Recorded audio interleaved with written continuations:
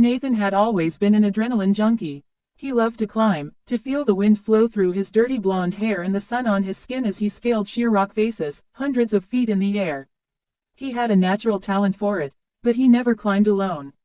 He always had his best friend, Sam, by his side. But one day, everything changed.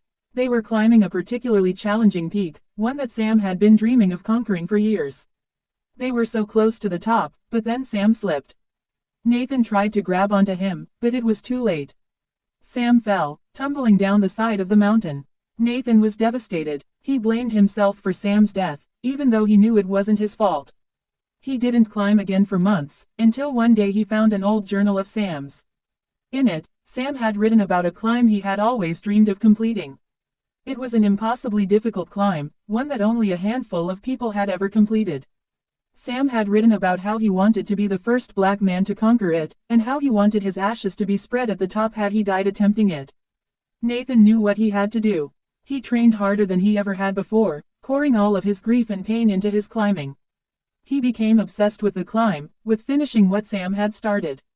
And finally, the day arrived. Nathan stood at the base of the mountain, his heart pounding with anticipation. He knew it was going to be the most difficult climb of his life, but he was ready. He set out, climbing higher and higher, until he was so far up that the world below looked like a distant memory. But as he neared the top, he realized that it wasn't the climb that had brought him peace. It was the memory of his friend, the love they shared for climbing and for life. Sam's dream had become Nathan's dream, but it wasn't about being the first black man to conquer a mountain. It was about honoring his friend, and finding a way to move on.